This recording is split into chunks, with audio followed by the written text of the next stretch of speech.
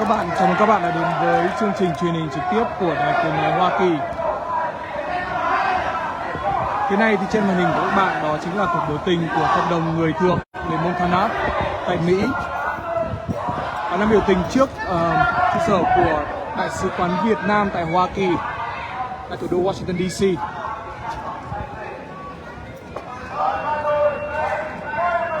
Thành phần của biểu tình ngày hôm nay thì phần lớn là những người thượng tị nạn, người thượng tị nạn tại Mỹ, sinh sống chủ yếu tại North Carolina.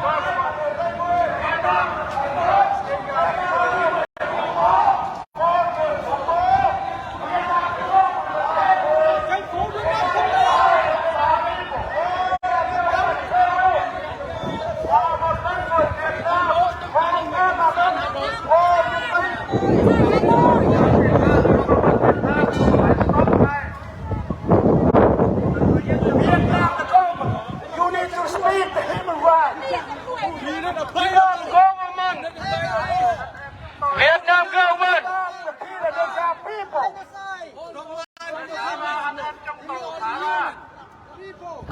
Thả ngay bây giờ luôn.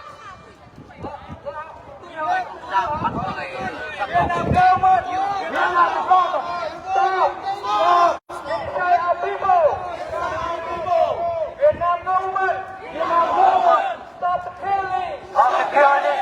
Vietnam people. Vietnam people. Vietnam communists.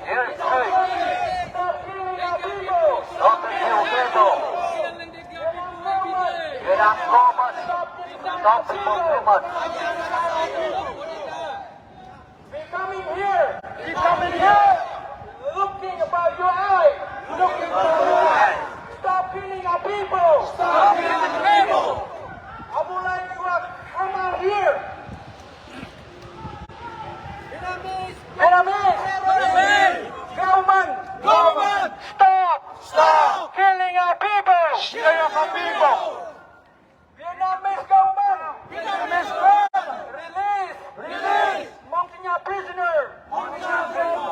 Vietnam government. Release. Montignac prisoner. Vietnam government. Killing our people. Stop genocide our people. We are coming here. Looking for help. From United Nations. From international community.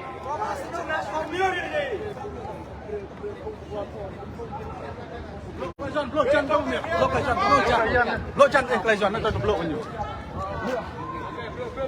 Yêu cầu chính phủ Việt Nam hãy mở nhà tù, hãy thả tự do cho người bán tiền cầm tù. Chính phủ Việt Nam vô nhân đạo. Chính phủ Việt Nam kích hoạt một cuộc xung đột. Tất cả những niềm tin của người. Chính phủ Việt Nam dần theo đồng án đồng tài. Cần xin lắng nghe, tôi đến đây.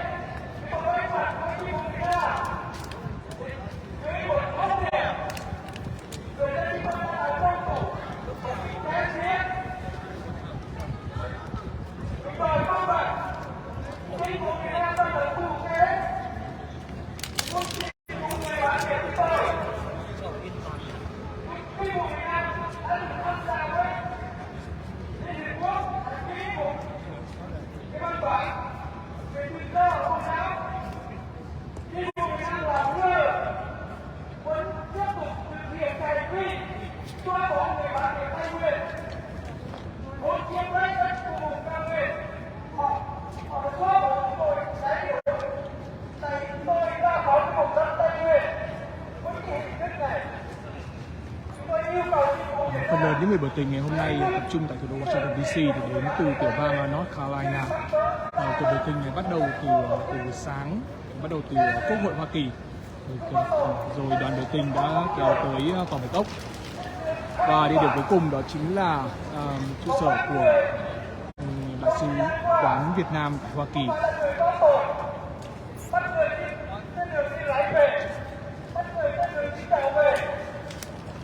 Như các bạn đã biết thì trong thời gian vừa qua đã xảy ra một loạt những cái cái biến cố, những cái cuộc bạo động đã khiến miền khu Tây Nguyên của Việt Nam rung chuyển. Một nhóm người ở Đắk Lắk, đã tấn công đồn cảnh sát của rất là nhiều cán bộ như cảnh sát của Việt Nam, dẫn tới một vụ án của chính quyền Việt Nam hơn 100 người bị bắt và bị truy nã. Đã cộng sản.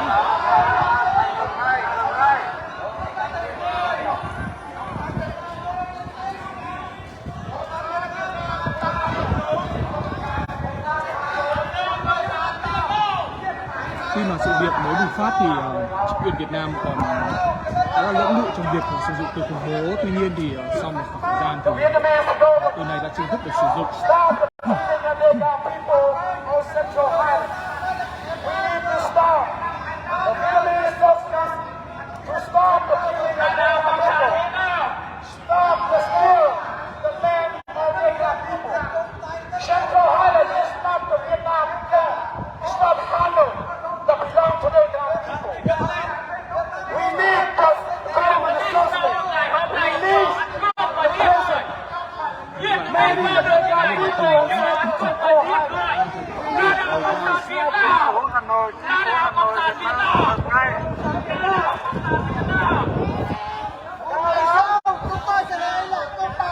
Nguyễn Văn Thương, Việt Nam có được cái ngày hôm nay nhờ ăn cướp và giết người.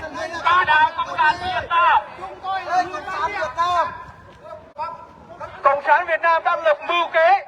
Cộng sản Việt Nam lập mưu muốn diệt chủng người bản địa Tây Nguyên. Chúng tôi không có tội. Cộng đồng người Việt ở Mỹ cũng không có tội. Giết người Việt Nam độc ác. Dựng lên trường Tây Nguyên. Bọn cướp thật này giết hại dân chúng tôi. Again, the Dega people. You need to stop killing Dega people in Central Highland. Vietnamese government terrorists. Vietnamese government. Bộ trưởng Công an Tô Lâm, hãy ngừng cái hành động, hãy ngừng cái hành vi và mưu kế của công an là tiêu diệt chúng tôi.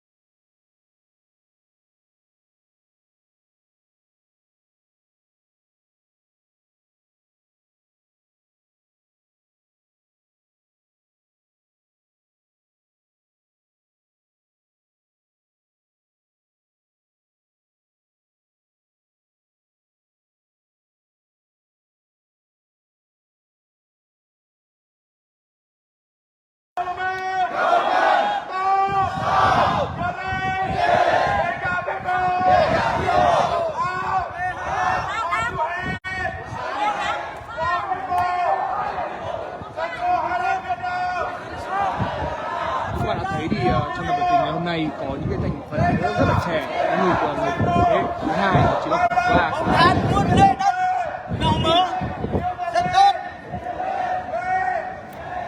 Cút đi.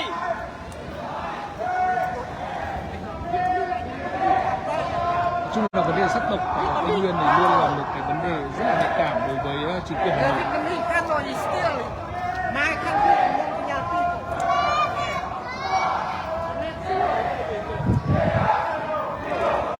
Ngay cả từ thời Việt Nam Cộng Hòa thì khu vực Tây Nguyên và khu vực Bảo Lộc Thuộc vẫn luôn là một cái khu vực có nhiều bất ổn. Các nhà phân tích cho rằng là có rất là nhiều yếu tố tác động đến cái tình hình tạo nên những cái bất ổn này, ngoài yếu tố sắc tộc thì những cái vấn đề liên quan đến yếu tố kinh tế và đặc biệt là một tổng sản.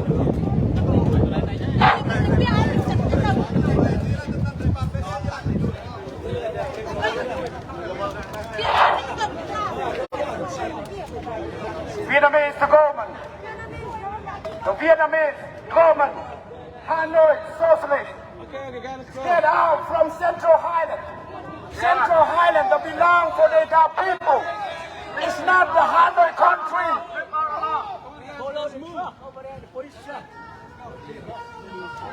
They got need the freedom.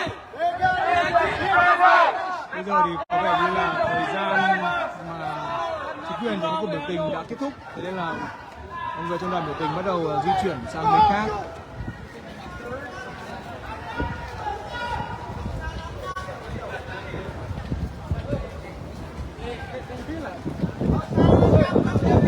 Vietnam, Hanoi, Congo, stop killing all the people in Central Highland. Vietnam, Hanoi, release prison. Những người trong đoàn biểu tình này đang hô vang những khẩu hiệu đòi hỏi chính quyền Hà Nội phải thả những người mà họ cho rằng là bị bắt For oan. help. We come here ask for help.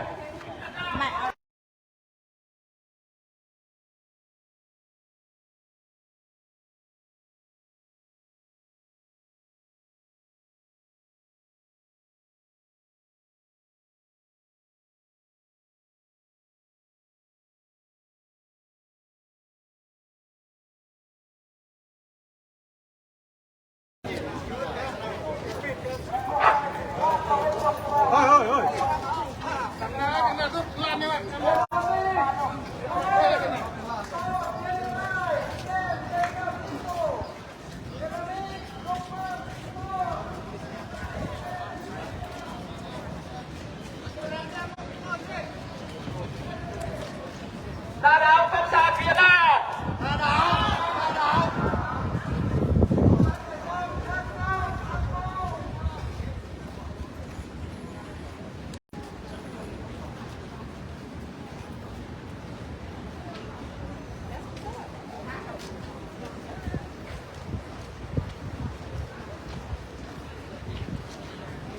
Sau khi vụ bạo loạn ở Đắk Lắk nổ ra thì chính quyền Việt Nam đã cáo buộc là những cái người ở trong cái cuộc bạo loạn đó có cái sự giúp sức, sự liên hệ đối với các cái tổ chức và theo họ nói là phải là bên Mỹ.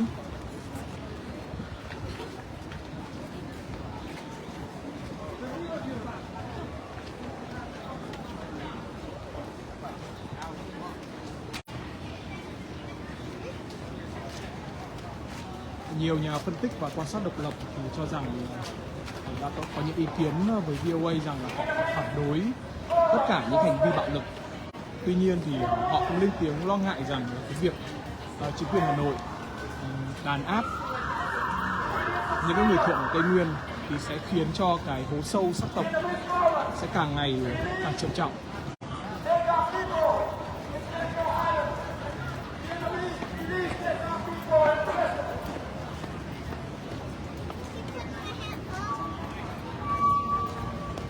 Thấy là có những cái em nhỏ đi theo cha mẹ của mình để tham gia cuộc biểu tình này. Từ North Carolina mà đến thủ đô Washington DC thì nếu mà đi bằng xe ô tô thì sẽ mất khoảng 6 tiếng đồng hồ lái xe.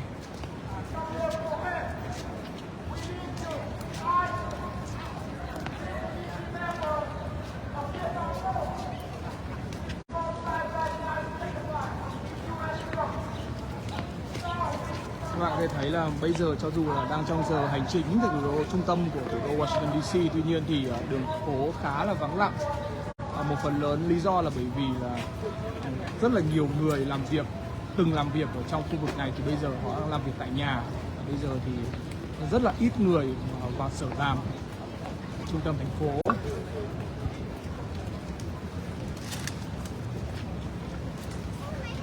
Cuộc biểu tình này của cộng đồng người thượng tại Hoa Kỳ thì có vẻ như là cũng thu hút được sự chú ý của những người Mỹ ở xung quanh, một phần là bởi vì là cái trang phục mà họ mặc ở trên người rất là bắt mắt.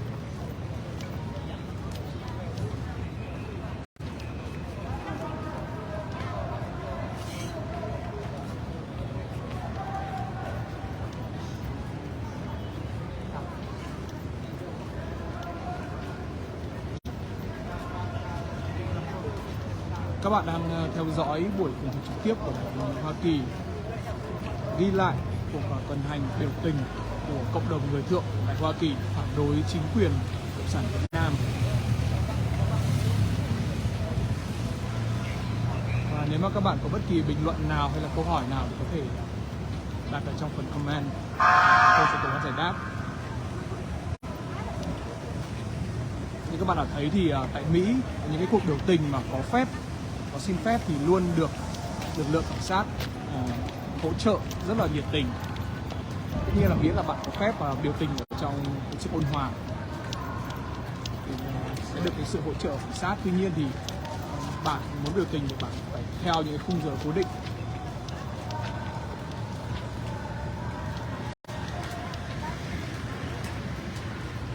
Nếu mà đến đúng giờ, hết giờ rồi thì chúng ta sẽ phải nghỉ.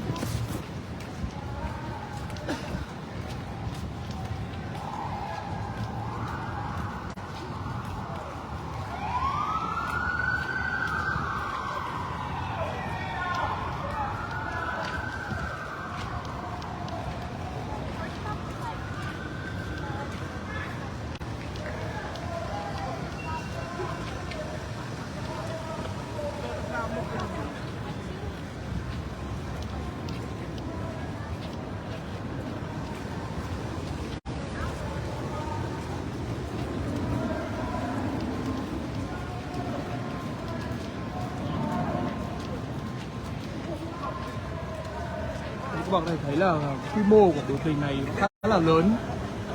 Theo đăng ký thì có khoảng 400 người tham dự. Và theo quan sát của chúng tôi thì hiện tại chắc là khoảng độ 300 người trong đợt biểu tình này.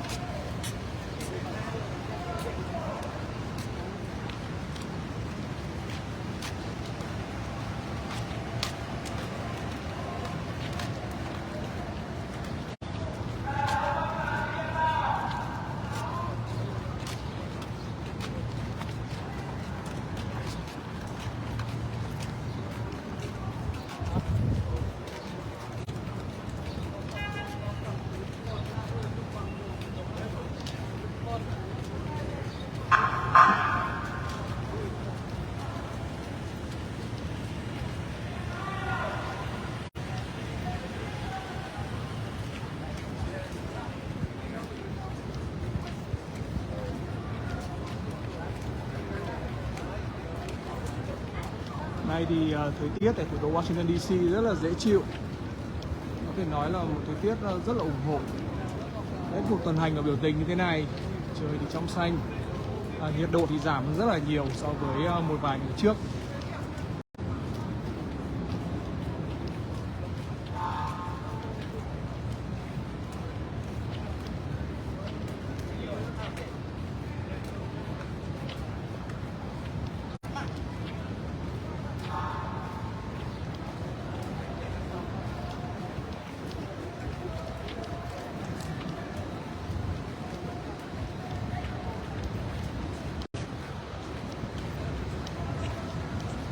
Các bạn đã thấy thì mỗi ngã tư thì đều có xe cảnh sát chắn đường để cho người biểu tình đi qua một cách an toàn. Xe cộ khác sẽ phải dừng lại.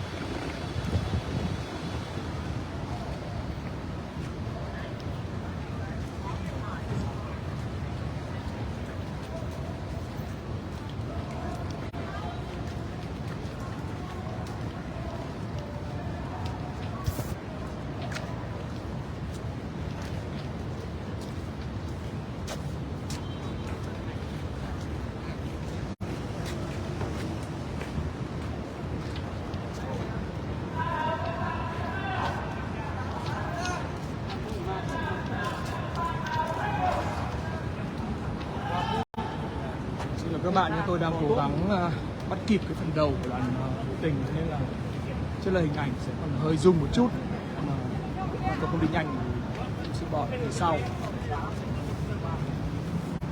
Các bạn theo dõi buổi tường thuật trực tiếp của Đài Tiếng nói Hoa Kỳ ghi lại buổi biểu tình của cộng đồng người thượng tại Hoa Kỳ phản đối chính quyền cộng sản Việt Nam đàn áp người thượng Tây Nguyên.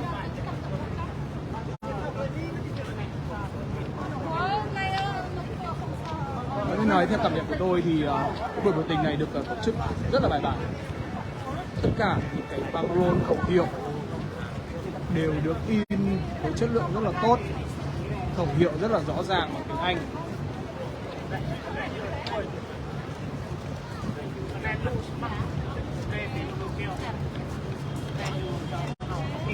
Ví dụ như là đây có dòng chữ là The Vietnam Hà Nội government stop killing Christian Degar people in Central Highlands, tức là kêu gọi chính quyền Hà Nội hãy ngừng giết hại những người Degar theo Công giáo của Tây Nguyên. Và đây là một khẩu hiệu US please rescue the Degar people, tức là kêu gọi chính quyền Hoa Kỳ hãy cứu giúp những người Degar.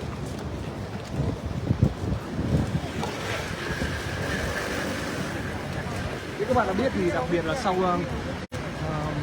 Forum Sài Gòn năm 1975 thì có một lượng lớn những người di cư, người tị nạn cộng sản Việt Nam chạy sang Hoa Kỳ để được Hoa Kỳ đón nhận. Trong số đó thì cũng có rất là nhiều đối tượng Tây Nguyên.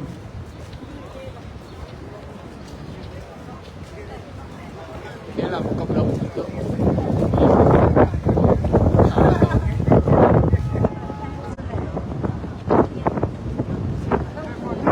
Những người này thì họ tập trung xuống tiểu bang North Carolina, khu vực có tên là Greensboro.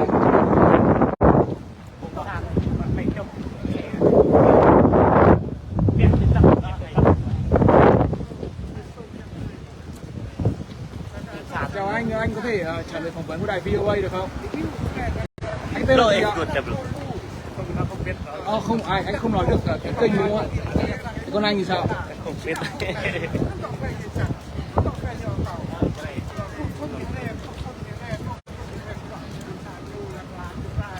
So like, can you like speak English? Like I can translate it to Vietnamese. Have people like understand more about your cause and your demonstration. Okay. Thank you. Yeah, just want the Vietnamese government stop killing our people and then try to take our land over and then try to give we need freedom from our own people, for own Montagnard people, and they stop accusing all the Montagnard people that live in Vietnam. They don't have no power, so they do whatever they want. So we over here doing protests that tell us to make them stop doing what they do. So that's what we're doing the protest for, and that's all I got for my Montagnard people. That's it. What's your name? Scott. Scott. Yeah. How long have you been in the state? 15 years. 15 years. Yeah. Wow. Thank you. Vâng, anh Scott thì người đã ở Mỹ được 15 years là 15 năm. Thì anh tham gia cuộc biểu tình lần này thì với mong muốn là chính quyền cộng sản Việt Nam với sự tôn trọng dành cho những người dân, những người thượng giống như anh, những người Montana sống ở khu vực Tây Nguyên, và trả lại cho họ quyền tự do, trả lại cho họ đất đai, những gì mà họ cho rằng là chính quyền Hà Nội đã cướp đi của họ.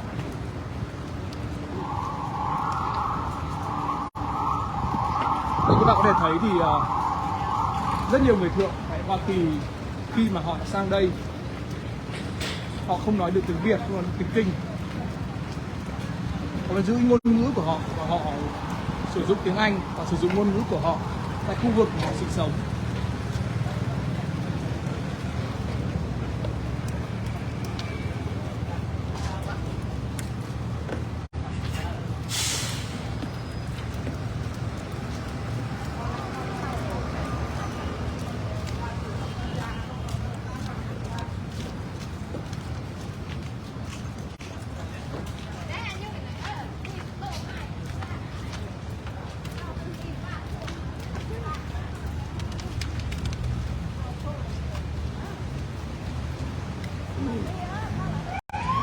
Nhiều ý kiến của cộng đồng người thượng đặc biệt là cộng đồng người thượng ở bên Hoa Kỳ thì lo ngại rằng sau cái vụ bạo động vừa rồi diễn ra tại Đắk Lắk, Tây Nguyên thì chính quyền của Việt Nam sẽ càng có thêm cớ để có thể đàn áp cộng đồng người thượng ở đây.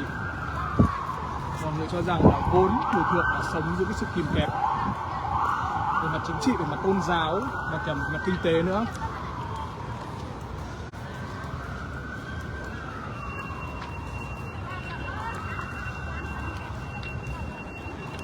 Các bạn đang theo dõi buổi tường thuật trực tiếp của Đài Tiếng Nói Hoa Kỳ, ghi lại buổi biểu tình của cộng đồng người thượng tại Mỹ phản đối chính quyền Cộng sản Việt Nam vì những đàn áp mà họ đã gây ra với cộng đồng người thượng ở Tây Nguyên. Nếu các bạn có bất kỳ bình luận nào hoặc câu hỏi nào thì hãy để dưới phần bình luận và chúng tôi sẽ cố gắng để hồi đáp. Xin cảm ơn các bạn.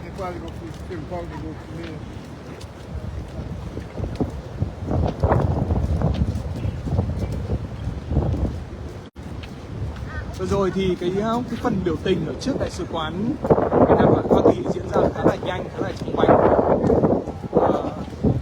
Bởi vì cái thời lượng đăng ký với chính quyền của tổng thống Washington DC, cái thời lượng mà biểu tình trước đại sứ quán Việt Nam thì tôi nghĩ rằng là chỉ khoảng độ nửa tiếng đồng hồ mà thôi. Sáng nay thì đoàn biểu tình đã đến Quốc hội của Hoa Kỳ, đến Tòa Bạch Ốc, đi lần thứ 3 là Tòa đại sứ Việt Nam. Và bây giờ thì đoàn biểu tình đang đến địa điểm tiếp theo.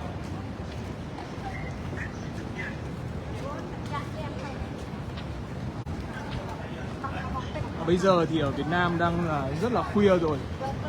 Bây giờ là chắc là 2 giờ, hơn 2 giờ sáng ở Việt Nam. Tuy nhiên thì có rất là đông các bạn đang theo dõi cái chương trình trực tiếp của VOA tiếng Việt. Tôi rất là cảm ơn sự quan tâm của tất cả quý vị và các bạn.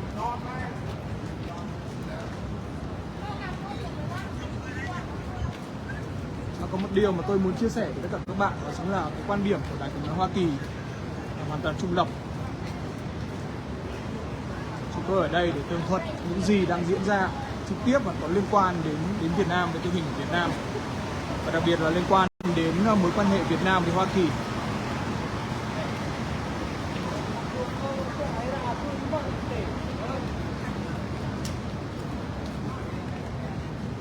Sau cái phần tường thuật trực tiếp này thì chúng tôi sẽ có cái phần tường thuật bằng video cũng như là bài viết chi tiết hơn, cụ thể hơn để có thể cung cấp cho tới quý vị và các bạn những cái thông tin rõ ràng, chân thực nhất, những gì mà trong cái đoạn cái phần livestream của chúng tôi không thể nào mà có thể đề cập hết được thì sẽ có ở trong phần video cũng như là trong những bài viết của chúng tôi của Đài Tiếng Nói Hoa Kỳ. Các bạn có thể đón xem tại trang Facebook VOA Tiếng Việt, trang YouTube và trang web voatiengviet.com.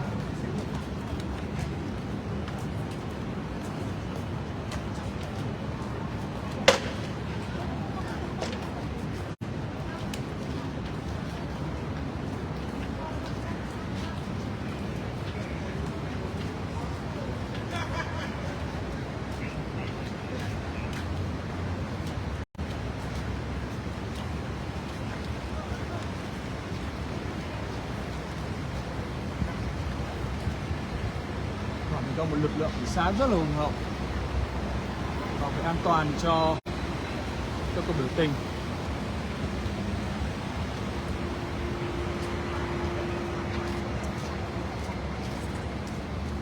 Tại Mỹ thì biểu tình là một quyền của người dân được người hiến pháp bảo vệ. Nhưng mà tất nhiên là để có thể có những cuộc biểu tình này thì tôi sẽ phải xin phép chính quyền.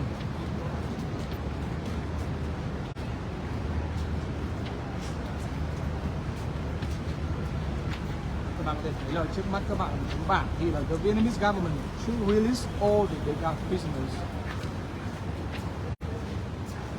Người thượng tại Hoa Kỳ thì họ tin rằng là chính quyền Việt Nam nhân cái cuộc bạo động vừa rồi ở Đắk Lắk, Tây Nguyên thì đã bắt giữ vô tội vạ, bắt giữ rất là nhiều người vô tội. Đấy là theo ý kiến của những người tham gia cuộc biểu tình ngày hôm nay. Họ yêu cầu rằng là chính quyền Việt Nam hãy trả tự do ngay lập tức cho những người này.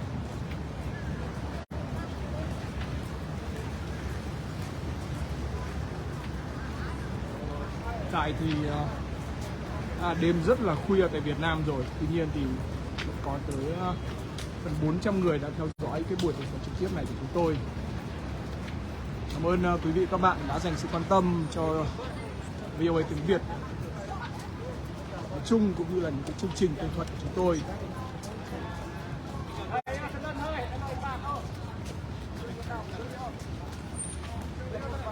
Bây giờ thì đoàn biểu tình đang tiến tới khu vực của Gò Ốc.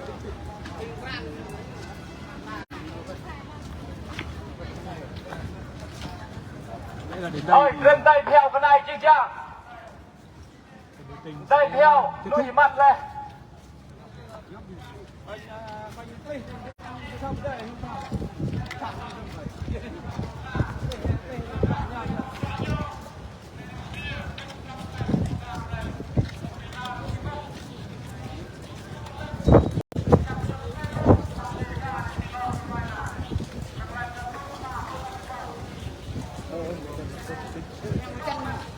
Nhiều các bạn khán giả thì có bình luận là tại sao không về Việt Nam để biểu tình.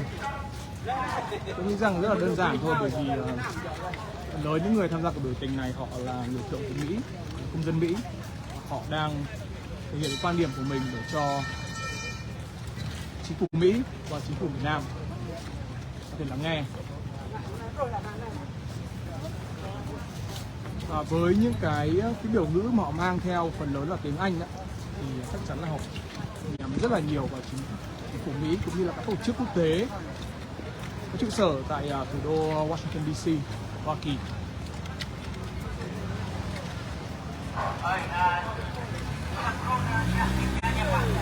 Đây là cái điểm cuối của hành trình rồi. Tất cả mọi người đã bắt đầu thu dọn đồ trở về nhà.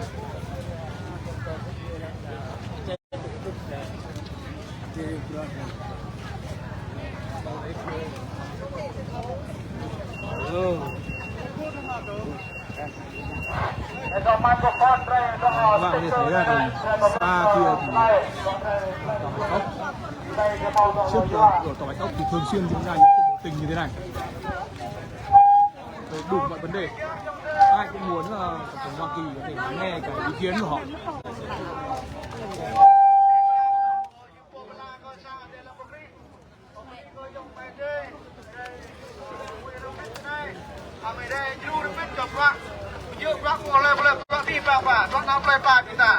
Chẳng mang lại đây cho biết chúng ta lại mà nụ hoa lại đi coi đây cho biết là một quan em trong này chẳng mang cho ta đang cần chúng ta lại đây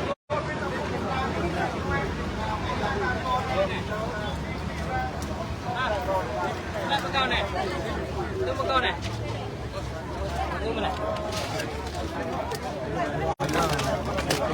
Trước rất là bài bản. Theo nước qua biểu ngữ.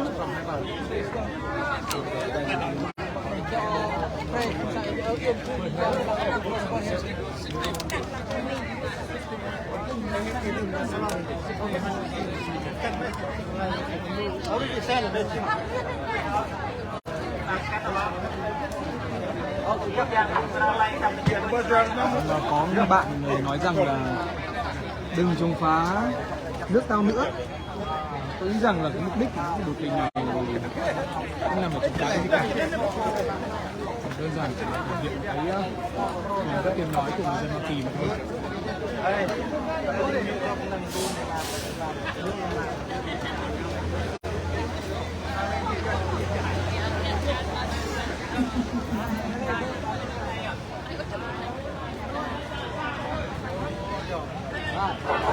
là chậm thu đây đã san này và thế này để sau thì bà bên chọn đây dạ đi trang nên để đương sân độc thì đây màu loạn này là chẳng ấy nữa.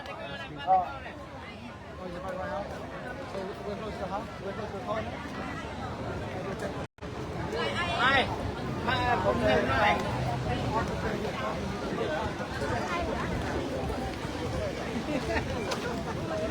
Rất là nhiều những bạn trẻ. Thế hệ thứ hai, thế hệ thứ ba tham gia vào từ những người lớn tuổi trong gia đình.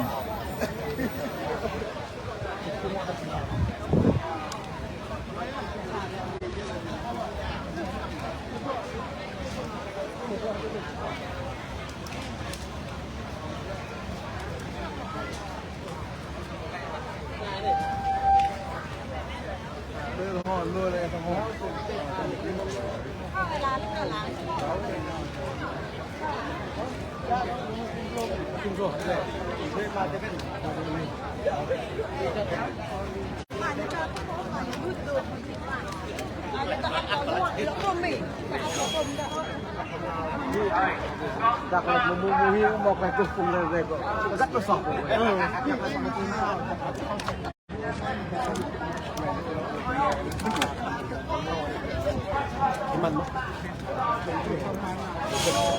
Xin lỗi anh, tôi là phóng viên của Đài Tiếng Nói Hoa Kỳ, anh có thể trả lời phỏng vấn của Đài Tiếng Nói Hoa Kỳ VOA được không ạ? Cảm ơn anh.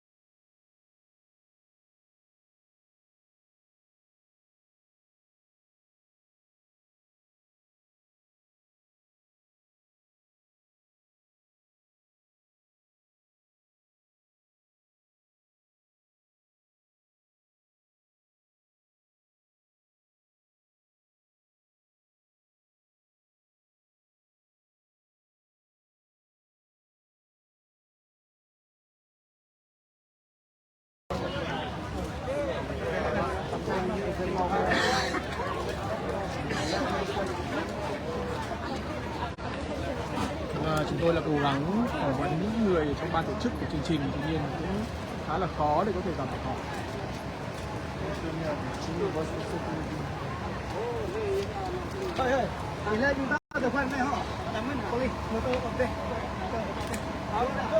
Bây giờ thì mọi người đang chờ để lên xe để về nhà thôi.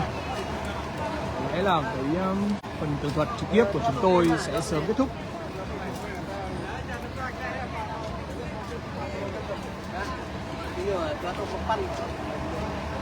Jangan merubah ini ha.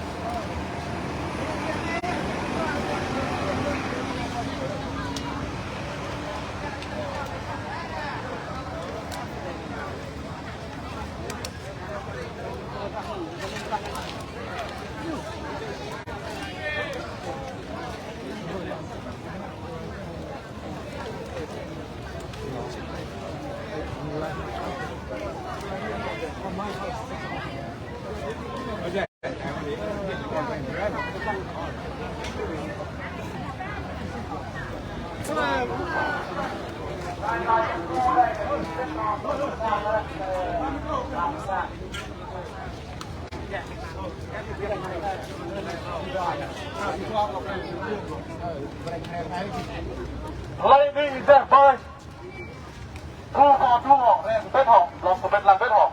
Để xem cái này họ. Này dốc này sập rồi, dốc bếp này, phải chăm đôi lòng này lôi lòng. Dốc bếp cái này này. Thu. Đây nó là một điều rất là thú vị, rất là đáng quý, đó là cộng đồng người thượng. Ở Mỹ thì họ gìn giữ cái bản sắc dân tộc của mình rất là tốt. Họ vẫn giữ được những trang phục truyền thống, vẫn giữ được những sinh hoạt truyền thống. Tôi được biết rằng là họ có những cái sinh hoạt văn hóa ở trong cộng đồng của mình để truyền lại cho con cháu. Đặc biệt là họ vẫn giữ được cái ngôn ngữ của mình ở Mỹ. Nhiều em nhỏ thì cũng có thể nói được tiếng của dân tộc mình. Biết nói tiếng Việt, biết nói tiếng Mỹ, biết nói hết. Cái tên là gì ạ? Anh nói tiếng Việt, anh nói được hết đúng không ạ? Cái tên là gì ạ? Bruce. Anh đến đây lâu chưa ạ? Lâu rồi. Đây là Đài Tiếng Nói Hoa Kỳ, mình đang ở trong cái phần tường thuật trực tiếp của Đài Tiếng Nói Hoa Kỳ, The Voice of America. Ngày hôm nay anh đến đây thì anh muốn nhắn gửi một điều gì đến chính quyền Việt Nam? Đó là nói với người Việt Nam đừng có áp hiếp người dân tộc và lấy đất bắt người dân tộc đi làm đi rẫy rồi đi mua đồ này kia rồi bắt họ không có sai lầm gì hết. It has 238 Charlotte Boxing now. Ngày xưa khi mà còn ở Việt Nam thì anh đã chứng kiến những cái việc như thế nào?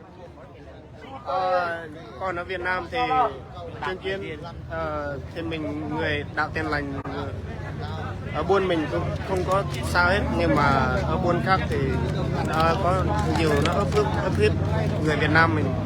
Không phải là chỉ cần không phải là người ED mà nó bắt lấy đất người Mông, người Gia Rai, người Cờ Ho, người Nga, người Việt lấy hết. Đó là cộng sản. Sau rồi họ làm điều đó để hối lộ người dân, lấy tiền người dân rồi cho giàu cho mình thôi. Nó không giúp người dân gì hết. Đó, Bác Hồ nói độc lập tự do hạnh phúc, nhưng mà đâu có độc lập, đâu có tự do, đâu có hạnh phúc đâu. Chính quyền Việt Nam thì luôn nói là cộng đồng người dân tộc thiểu số ở Tây Nguyên thì được nhận được rất là nhiều sự hỗ trợ, sự trợ giúp của đó là chính đất quyền. Đó là đất của người dân tộc mà đâu phải đất của người Việt. Thế đâu có thấy người ED đi lấy đất người Việt đâu. Đất đó là đất của người ED rồi, người ED ở đó lâu hơn người Việt Nam đi qua, rồi người Việt Nam đi qua đó người dân tộc cũng không có coi họ là người lạ, cho họ qua đó rồi ở đó rồi coi như người mình, nhưng mà họ thay đổi rồi áp hiếp người dân tộc, coi người dân tộc khác. Nhưng mà khi mà anh còn ở Việt Nam thì anh thấy là cái mối quan hệ giữa người dân, người Kinh và người Thượng thì như thế nào? Hay là chỉ mọi người chỉ có vấn đề về chính quyền thôi? Rất nhiều nó bắt họ rồi giam rồi đầy đủ. Lý do vì sao mà anh sang Mỹ? Để học hỏi nhiều rồi more opportunity in America better. Anh trước khi qua Mỹ thì anh đi qua Mỹ qua đường nào? Bảo Lãnh. Mà lại mình đi bố mình Bảo Lãnh, qua đầy đủ giấy tờ qua. Đây là bố anh. Nhưng mà người mình chỉ ask for peace, you know. We don't ask for nothing more than peace and give us the land and give us freedom and you know what they promise us. That's it. Tức là anh chỉ muốn hòa bình một sống yên ổn, muốn có lại đất đai của tổ tiên. Cho giúp người dân tộc, rồi giúp người Nan, có người Đê, người Chà Rai, giúp hết. Giống như Bác Hồ nói, lời hứa Bác Hồ cho nó làm đầy đủ. Tức là bây giờ là anh chỉ muốn là chính quyền Việt Nam là tôn trọng lời hứa của Bác Hồ thôi. Như gì anh nói. Bởi vì người dân tộc không giúp người Kinh, giúp người French, người giúp American, giúp everybody before, right, you know? Anh có theo dõi những cái sự kiện vừa qua diễn ra tại Đắk Lắk không? Có. Anh suy nghĩ gì? Anh nghĩ thế nào? Đấy có phải những cái sự kiện rất là cá biệt hay không, hay là chỉ thích hòa bình rồi yên ổn, đừng có bắt người đi làm rồi người đi rẫy rồi người về không có tội gì hết, bắt sai người rồi bắt bậy bạ này kia rồi bắt họ phải khai, bắt họ phải chấp nhận điều họ không có làm gì hết. Tức là theo anh là trong cái đợt trấn áp vừa qua của chính quyền thì họ đã bắt oan rất là nhiều người. Có chứ, bắt oan rất nhiều người. Có người đâu có làm tội gì đâu, chỉ đi rẫy về rẫy này kia, nó mặc đồ người Mỹ thôi, nó đâu có đi làm giết người, đâu có khủng bố gì đâu. Để thả người đó, đừng có ăn hiếp người dân. Thế còn những cái người mà đã giết cán bộ thì sao? Thì anh nghĩ thế nào?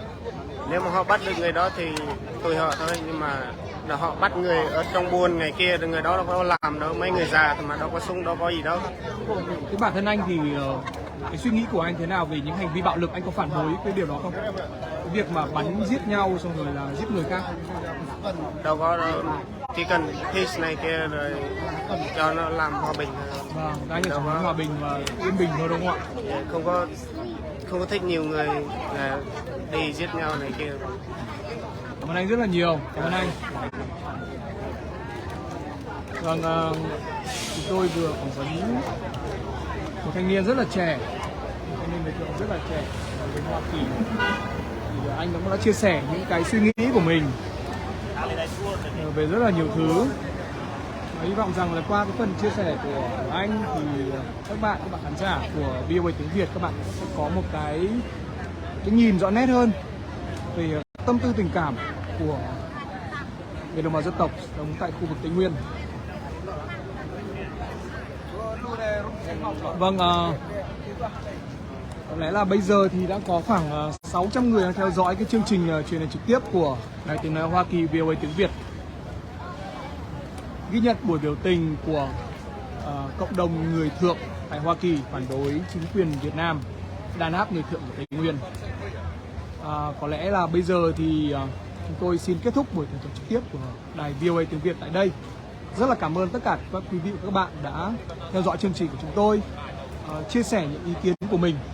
Cho dù ý kiến của các bạn có là gì chăng nữa, và các bạn ở đây để lắng nghe ý kiến của những người Thượng tại Hoa Kỳ về những gì, những cái sự kiện, những cái biến cố vừa xảy ra tại Tây Nguyên, Việt Nam. Xin cảm ơn tất cả quý vị và các bạn. Xin chào và hẹn gặp lại.